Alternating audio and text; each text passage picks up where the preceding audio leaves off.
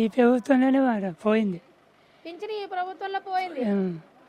ఎందుకు తీసేశారు? ఏం మరి చాలా వద్ద మీకు పక్షవాతం ఉందని చెప్పి అంటున్నారు.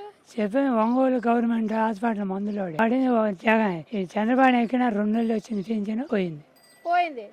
మరి అంతకు ముందున్న ప్రభుత్వంలో పింఛని అది బాగానే వచ్చిందా? పింఛన్ వచ్చిందా? అప్పుడు 5,000 వస్తుంది. ఈడెక్కినాక 10,000 ఇచ్చిండు. 2 నెలలు తీసేసిండ్రు మళ్ళీ.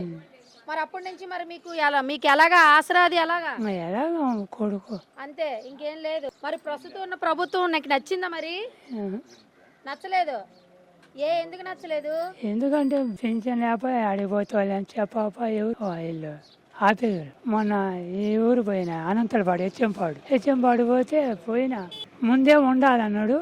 అదే రన్నింగ్ లో తర్వాత లేదన్నాడు. పక్కన ఈయన పంచాయతీ సెక్రటరీ వచ్చారు. నీది లేదా పింఛన్ పోయింది అన్నాడు ఈయన ఏమిడి హెచ్చెంపాడు. మరి ఎవరికి కంప్లైంట్ ఇవ్వలేదా? ఎవరికి వెళ్ళా నేను. ఆ హెచ్చెంపాడు పోయినా మా కనుక్కున్నా ముందే ఉన్నది అన్నాడు. పంచాయతీ సెక్రటరీ గేట్లోకి వచ్చారు కానీ నేను చెప్పిందా నీకు ఉండదని పోయినాదని అందుకని తిరిగి వచ్చిన. మరి గతంలోన జగన్మోహన్ రెడ్డి గారు ఉండేటప్పుడు మీకు పింఛని సకాలంలో అందేదా? అప్పుడు 5,000 ఇచ్చిండు. ఈయన వచ్చినా 10,000 ఇచ్చిండు. 2 నెలలు 2 నెలలు ఇచ్చిండు. అయిపోయింది. ఇప్పుడు 2 సంవత్సరాలు పోయి కూడా పింఛన్ ఎక్కగానే పోయిందిలే. అది ఎక్కగానే పోయింది. సరే సరే.